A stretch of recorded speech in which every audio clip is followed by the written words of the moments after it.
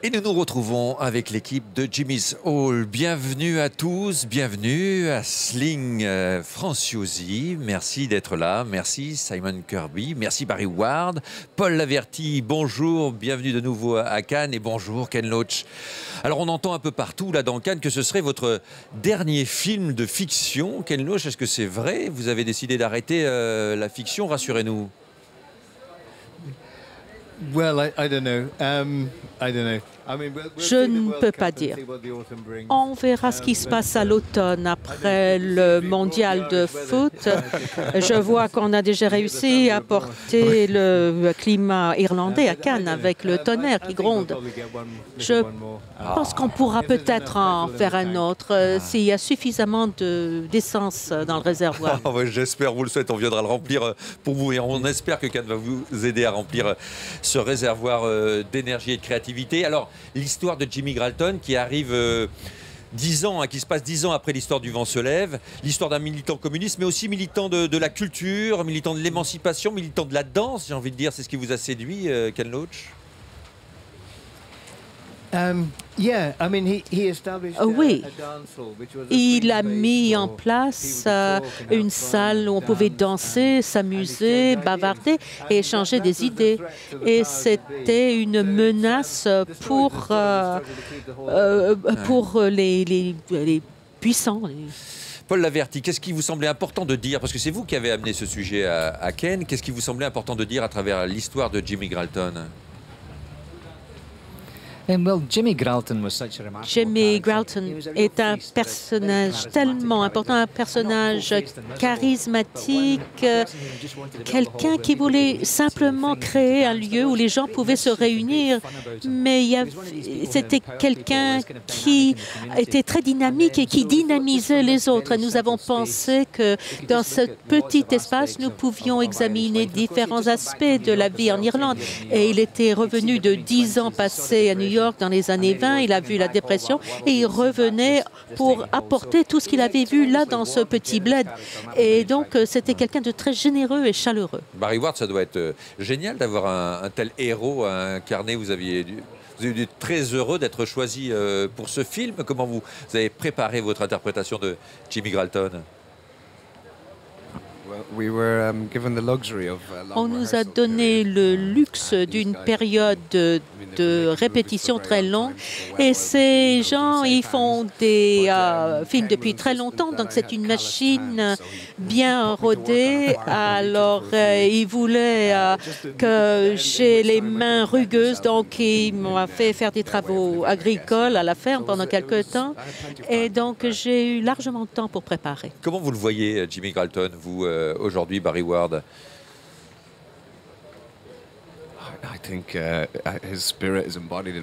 Je pense que beaucoup de gens conservent son esprit. Il y a des Jimmy Gralton partout. Oui, il faut le chercher. Simon Kirby, le regard que porte Ken Loach, Paul Laverty sur l'Irlande et notamment cette époque-là, vous connaissiez cette histoire particulière, ce moment-là de l'histoire que vous incarnez dans votre film? Non, je ne connaissais pas l'histoire de Jimmy Gralton avant d'avoir fait le film, mais ma grand-mère aurait connu cela dans l'Irlande occidentale. Et la vie dans les fermes irlandaises dans les années 30 ou 40, mais je n'avais jamais entendu parler de Jimmy Gralton avant de faire le film. Et j'étais très surpris que c'était quelque chose que je ne connaissais pas. Ça veut dire qu'il est oublié aujourd'hui dans l'Irlande d'aujourd'hui, ce personnage? Il n'est pas enseigné dans l'histoire ou on n'en parle pas? Vous n'avez pas étudié l'histoire de Jimmy Gralton à l'école, par exemple? Non. Non, on n'a jamais étudié son histoire à l'école.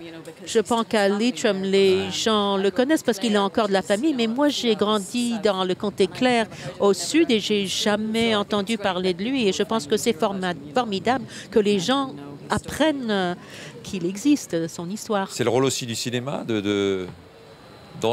d'enseigner comme ça des moments de l'histoire, Ken Loach, de réveiller des moments d'histoire qui sont oubliés, que plus personne ne connaît, parce que c'est vrai que l'histoire de Jimmy Gralton, on la connaissait très peu, personne ne la connaissait en France, mais en Irlande non plus, visiblement.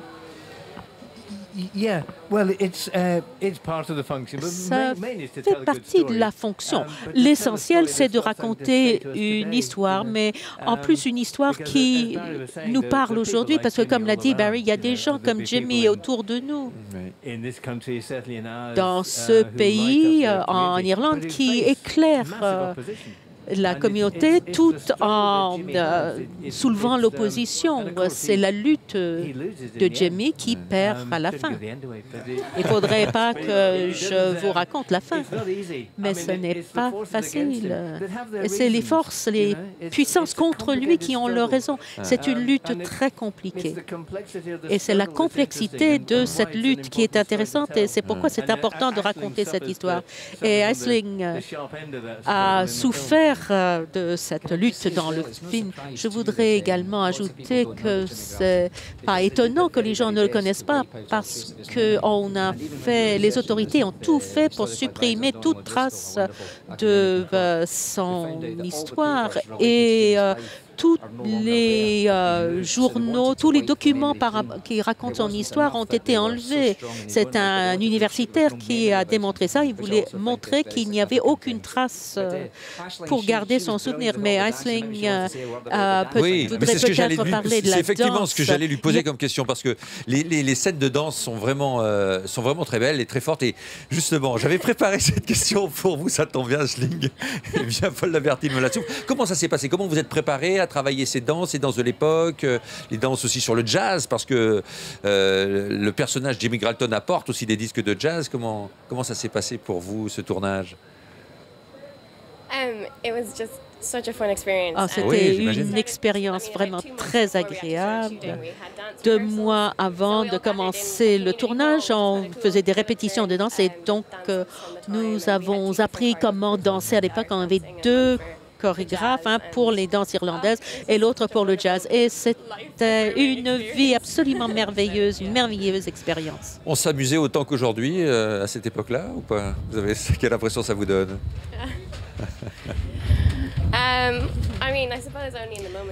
Je pense seulement quand ils avaient quelqu'un comme James Gralton pour leur fournir un lieu où s'amuser, mais ils ont eu certainement des moments très difficiles en même temps que ces moments de joie. Et c'est ce que le film montre, c'est le rôle d'une communauté pour s'amuser et avoir un peu de joie dans sa vie.